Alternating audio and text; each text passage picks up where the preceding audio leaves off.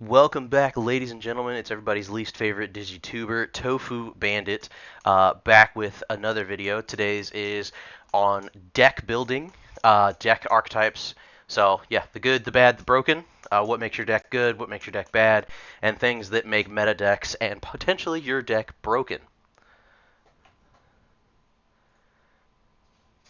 So we're going to start off with how to build a new deck skeleton. This is for new players who are maybe just starting the game, or maybe people who kind of skipped ahead to just net decking, or had friends not really educate them on the proper way to build a deck. So what you're going to want to do is you're going to want to utilize the resources that you have at your disposal to find a good deck archetype or Digimon that you like. This can be net decking. I know a lot of people say that that's a cheap way to go and da da da da da. But it definitely is a resource for a reason. People like them for a reason, and the main thing is understanding why a net deck is a good deck versus just like it says the internet tells me it's good. So yeah, just like they told you in high school, with checking, always check your sources, and always back them up. Next, you're going to want to start with said boss monster or your end game boards whenever you're building your deck. So pick out like I want this Digimon out on the board because that's going to facilitate my win, or I need to have this combination of cards on the board, be it tamers, hybrids, blah blah blah. Also, you want to start with a basic Digimon ratio. These are actual Digimon, not including tamers or options or anything of the like. This is just your basic Digimon tower. So you want to start with a base of 12 rookies. That's going to give you a pretty high percentage of starting your opening hand with a rookie to be able to Digivolve and Raising, and then you kind of pyramid into your top end. So you want to go with 10 champions, 8 ultimates, 6 megas. That's going to give you some pretty good ratios to where you're not ever drawing too many megas, too many ultimates, too many champions, but also still give you the optimal chances to draw them when you need to. Whenever you're looking at your deck, you want to have that skeleton of of the Digimon ratios, and then have your high impact or high synergy cards off to the side, and then kind of filter those in. So if you're like, I need a Tai Tamer or I need a TK Tamer. Okay, cool. I'm gonna put a stack of 4 over there, and then I'm just gonna rotate in, or rotate out depending. So if it's like I'm seeing 4 TKs every game and I only need to see 2, cool, cut down. And that's a good way to start. Same with options. If you think an option's really good, start with 4 in your playtesting, and then cut it down. So that way, if you're like, this card's always dead in my hand 60% of the time, I only need to see it at 40%. So then you cut down your options to see them when you need them, but to where it doesn't flood your hand and take the spot of a rookie or something that you need to see more often. Excuse me. Um, Playtest. Always playtest. Playtest with your friends, your mother, your grandmother, your sisters, your cousins, at your locals, all of that. And then through your playtesting, keep a positive mentality. Don't just net deck something, build it, put it together, and then expect to go undefeated at your locals. Understand that while you're trying to understand a deck, no matter how good it is inherently, there's going to be things that you don't understand, or combination of cards that interact in a certain way that you don't understand, and you're going to miss those. Understand that, learn from that. Don't just go in and think that I'm going to go undefeated, because then you will get tilted, or you may end up dropping a deck that you would have liked otherwise just because you missed an opportunity or didn't understand something. So when you're building decks, obviously a lot of people will check what's in the meta. And what makes decks broken? Decks that are tier 1, potentially tier 0, decks that have cards that get hit on the ban list, have the things that you see here. They have high efficiency, which includes searchability and memory efficiency. So they either have ways to manipulate the memory gauge themselves, or are able to digivolve for a reduced cost. And they're able to do these a lot of different moves in a singular turn with minimal memory. Decks that don't do this well are going to be decks that are a lot slower and require a lot of setup to build their turns, which tends to take them longer, and faster decks that are more efficient can take advantage of that. Interactivity, and this goes both ways, either your deck having a lack of interactivity, very similar to, that's usually decks that are considered like very broken or have something that's busted about them, such as the hybrid cards back in the a few formats ago. There wasn't really a way to delete tamers aside from the Zwart defeat that was in there at the time, which is a really expensive card. Currently now we have Bialzamon, which has very low interactivity, being Omnimon. Merciful Mode is the only card that can take cards out of trash and put them somewhere else. Uh, so decks that have a lack of interactivity from an opponent standpoint are always going to be higher on the power level scale, because especially if it's like core to their game mechanic. Um, when you have high efficiency and low opponent interactivity, you're automatically heads and shoulders above, and that's going to put you immediately in the tier 1 1.5 range just because of those things. Also, having the ability to interact with your opponent's board and have that being a part of your core mechanic also makes your deck really, really good. Very similar again to how hybrids used to run the meta, but as certain decks got access to consistent tamer removal, like Black War Greymon, those decks were naturally developed a apex predator, if you will. There was always a deck. That deck was something they had to plan around and have to watch out for. Locked mechanics. So this means decks that have mechanics specifically restricted to their archetype or their color. Um, Again, self-milling being a purple slash Bialzamon thing, Tamer removal being locked behind black, red, uh, mostly locked behind black and red, things like that can just they add a certain level of power to a deck that other decks can't recreate.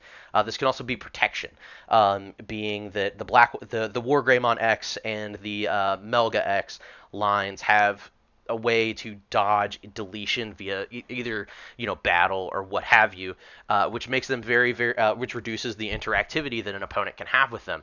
So those locked mechanics add into the efficiency and the interactivity. Having access to game warping mechanics. This was, very early on with HPD and Digisorption. That was strictly a green mechanic. It was, a very, very to the point where it had to get handled. Things like that, where it affects a design space for a color or archetype, is definitely something that makes a deck broken, because it's something that can't be replicated by another deck, and is something that when they recreate cards down the line, they have to water down to manually reduce the power level of a deck rather than allowing other decks to catch up, which usually shows either a lack of foresight or something along the lines of, hey, we made this card really strong, or we tried to power creep a certain mechanic, but we did it way beyond where it should be now. Another good example of that was Holy Wave being able to recover for 6, and then out of security it just recovered. Well, they power crept it with Reinforcing Memory Boost, which allowed you to draw 2 basically and put 1 in your security. So you would reveal 2, put 1 in your security and 1 in your hand. So it was a +1 to your security and your hand for the same memory that Holy Wave cost, and then I'll have the delay of giving you 3 memory. That is far beyond something that any other deck color or archetype had access to. So that was something that had to be addressed via a ban list. And decks that are tier 0 or tier 1 that have to be addressed on the ban list usually have 2 or more of these things here, these attributes, which allow them to just be head and shoulders above even a well-built deck. It puts their baseline well above the rest, and that usually causes them to be answered in some fashion. Why your deck can't beat the meta. So there's, as everybody's fond of the old tier lists, there is a hierarchy to the power level of decks. Some decks are inherently stronger than others, just from, again, like I said, the mechanics that their color archetype offers that makes them stand apart. But mainly, your deck is either lacking speed, protection, or interactivity. If your deck's not fast enough and you allow any deck to set up on you, you're going to be fighting an uphill battle. So you need to have some inherent ability to either place early game aggression or mid to end game control. If you can't isolate one of those two things to do, you're going to be stuck in a mid game and you're probably not ever going to reach there. And by the time you do, a setup board has already beat you for end game control. So mid game is something that you want to have a presence for, but is not something that is not a board state you want to aim for. You want to aim for either early game pressure to where your opponent is forced to play out their hand before they want to, which can allow you to take advantage of mistakes, or you want to have some sort of a board state that you can establish for an end game that your opponent can't really interact with. Again, with the interactivity. Having some level of protection for something on your board and understanding that protection is something that you can manually control yourself. I know a lot of people look again to the X antibody lines with their ridiculous levels of protection for their monsters, but again, understanding that tamer control is something that is still lacking in the game. You can Hybrids still have a way to play around the game, like they can protect their end board state by placing a bunch of tamers. You can hide in raising to protect your monster if you can't establish control. You can hold resources in your hand until you're ready to use them, rather than just like putting stuff on the board to allow it to get blown up by a Gallantmon deck. So protection is all encompassing, both for your deck, your hand, and your monsters, not just your one tower having protection. It's understanding that you need to protect your board and your hand and your game plan. Interactivity. You either need to create some level of non-interactivity, i.e. of dodging removal via tamers, or creating some level of protection in your stack, or having some sort of a game plan that doesn't allow your opponent to interact, like self-milling. Something that you have control over, or giving yourself optimal ways to interact with your opponent. Giving yourself a lot of removal options to answer bodies on the board, giving yourself tamer removal to answer the tamers on the board. Attacking in a merciful mode to be able to put Beelzemon's cards back in their hand. You need to have some level of interactivity both for yourself and for your opponent. And if your deck lacks these things, you are not going to beat a meta deck, and you're going to be consistently fighting an uphill battle, and you're going to have a bad time doing it, which can definitely be detrimental to the overall enjoyment of your game, and may actually cause you to prematurely fall out of this very, very good card game. How do you fix deck issues like that? Again, if you've gone to your locals the last 3 weeks and you just have gone, X1 or OX, and you're just having issues and you can't figure it out. So first, start from the base. Again, go back to what I said in the beginning. Decide what your deck wants to do. Are you building a tower deck, like some of the red decks are? Are you trying to establish, 20 or 30 cards in your trash to be able to play Beelzemon? Are you trying to build a giant Megazord like Machine Dramon or Crosshearts? There's every deck archetype has an end board and something that they want to do to win the game. If you don't understand what that is or how to get there, that's step one. Step two, build in redundancy for your deck. That means have multiple cards that do the same thing or something similar to allow you to either make something that isn't a perfect stack or an ideal play a little less detrimental. Like if you want to play a removal option that costs 8, see if there's an option, check your meta, see what, the DP thresholds or the level thresholds are for this current meta, and see if you can find an option that does maybe something that is a bit more specific but costs less. So finding things that are either different or better, and then building in redundancy. Like, most decks that are really good that are tower decks have 8 to 12 searchers in their deck to make sure that they can always fill their hand with the optimal pieces. Whereas some decks you only have access to maybe 4 searchers and then have to depend on options as well. They can really struggle, and that hurts their speed. Isolate a card or mechanic and build in an answer or an out if one is not present. So if you're like, man, every single time Mastemon hits the board, I lose. Or every single time, if you're an armor player and a Death X gets hard slammed and your whole board dies. Excuse me. That is something that you, as a player and as a deck builder, need to realize. And if you want to continue playing this deck because you like it or you enjoy it, but this one particular card is ruining your day, you can't always wait for the meta to make it leave. You either need to build in an answer or play around it. Death X has a reducing cost option, so play cards that don't allow your opponent to reduce card costs, or play fewer tamers, or don't commit multiple bodies to the board unless you're sure you're gonna win. Like you need to isolate these things and figure out what the problem is, because it may not just be that you're a bad player. It might be that a specific mechanic is beating you. It may not be that your deck is bad or your deck build is bad. It's just this one card that happens to be in a lot of decks or is very meta relevant is ruining your day. And if you understand that, isolate that, and answer that, you will automatically increase your win percentages. Speaking of which, there are key concepts to understand and to practice that will increase your win percentage. Positivity. Avoid becoming tilted and frustrated whenever possible. Whenever your opponent busts out a play that just completely ruins your day or blows up your board state, or they just had the answer or had the nuts turn one and were able to just turbo in. It happens. This is a best 2 of 3 game. This isn't JP where it's a best of 1. You can still play it. The game is not over. And don't allow yourself to become tilted or automatically assume the game is over, because there's always a chance that you might win. Now, that doesn't mean that if your opponent is BMing and they're like, I'm going to take forever to build this stack for no reason and make the game go on way longer, like, you can scoop then, because that's just wrong. But don't give up, and don't allow yourself to get into a mind state, because if you're already upset, you're going to make bad plays and bad mistakes. Learn from your losses. Don't let them beat you.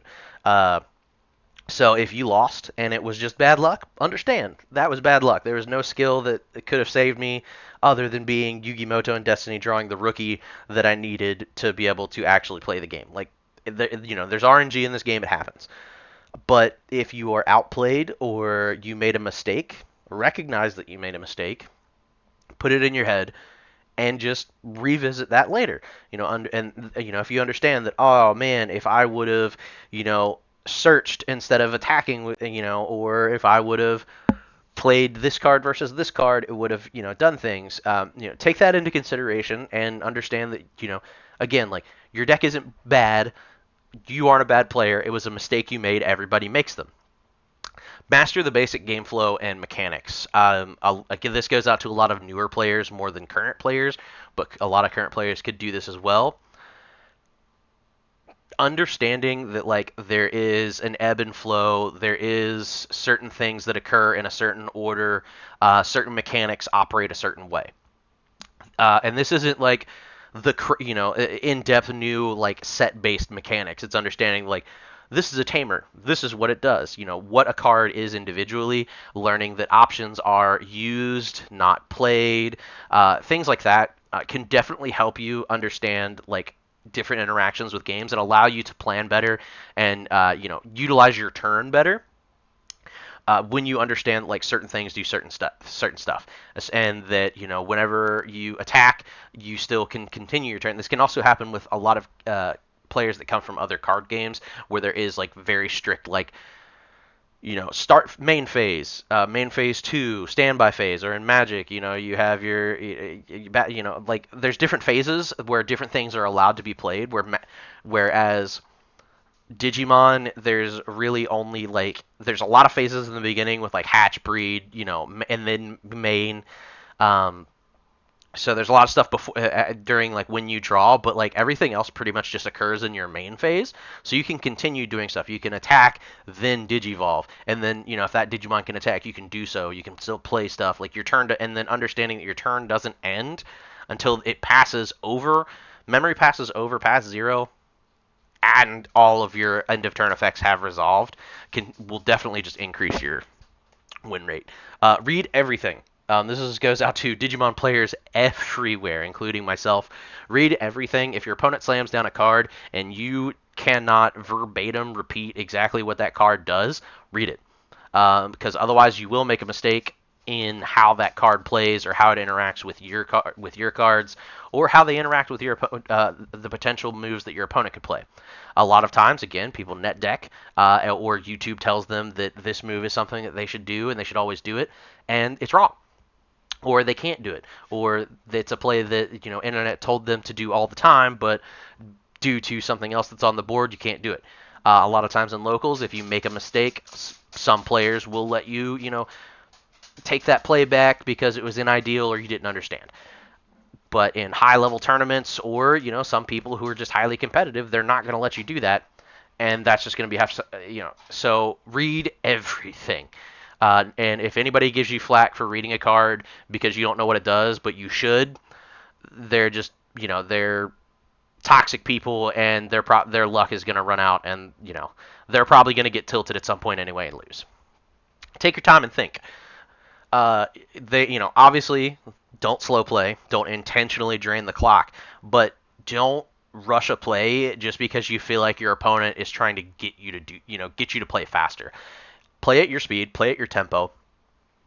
Think your moves through. Don't just like, okay, draw, snap down a card, even though if had you looked 4 cards down in your hand, you would have seen that the optimal card to play was right there rather than the one you just drew that kind of changed what you thought. Like, compare the two. Always think about what you were going to do and now what the cards you've drawn allow you to do, or what your opponent just did on their turn, how that affected your plan. Don't just, brain dead, unga bunga through your turn because that's what you're going through the motions. Think, understand that, again, there's an ebb and flow to everything. Take your win when you can. This one goes out mainly to anybody who plays Bloom Hydra. You don't need to spend 7 turns putting out 9 bodies to keep your turn 4 times. Like, that's not something you need. If it is, do it. But a lot of the times, you have, Bloom Lord Bond that can swing for game, but you're like, oh, I need to establish these bodies. Like, understand that, your opponent is not going to have 47 bombs. Not every matchup is security control. Take your wins when you can.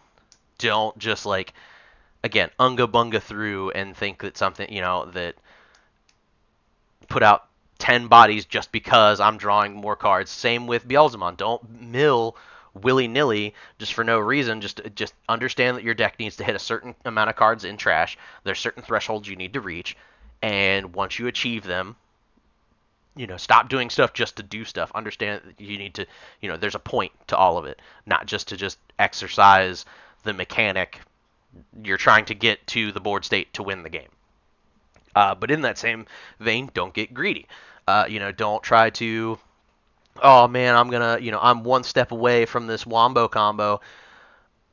If I can just stave off a turn, or I'm just gonna end my turn and play a searcher, even though you could swing, or you could eliminate something on the board, or you could like advance or control the board state of the game in a certain way. If you just allow things to go or go on longer, or you have a rookie that you need to digivolve because it'll let you draw cards or let you play Tamers or something, but you swing with the rookie just to get chip damage in for no reason, and then you lose it. Don't get greedy without any kind of an end game or an understanding that like you might need these cards or you do need them. If you don't and you want to swing, you're playing Rookie Rush, or you don't have any level 4s, or like you're just trying to get something going, sure. But like, if those cards are a cornerstone piece in what you need to do or a board you're trying to establish, don't just throw them to the wind. And all of this stuff can be boiled down to play simple.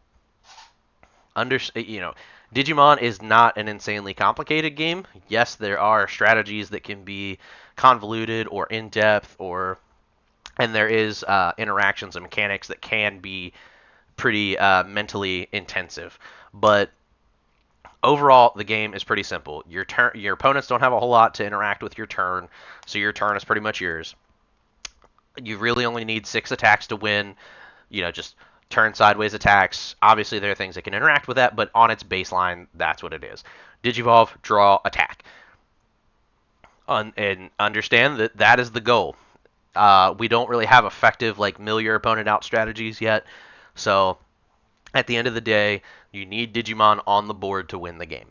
And understand that. Again, when you're building your decks, when you're planning your strategies, when you're playing your games, understand all of the stuff that my deck does is to get to the end game. If my opponent doesn't have any security, swing sideways, I win. That is the baseline. Play simple. Play basic. Grow from there. Don't try to do anything labor intensive. Don't try to do anything too crazy your first outing to a locals. And if you start from scratch, start from a base, you can make any deck playable to where you'll win games. You won't win all, because again, as I said, there's a hierarchy to power level, but you can take any deck archetype that you like and get wins if you understand basic mechanics, you read everything, and you know where you want your board to end. So in the end, start from the basics. Even if you're a player that's played in multiple regionals, if you're having a bad time or you're having things that are beating you or you're feeling burnt out because the meta is just too broken, take a step back. Go back to your basics, go back to your deck building, skeletons, and understand you can beat everything. Everything has an out. It might be harder to reach. You might have to play certain things that you normally wouldn't to do it. But you can get wins. You can perform. You just need to understand mechanics, basic game flow, where your deck wants to go, read everything. And with that, I have been Tofu Bandit, wishing you guys the best. Deuces.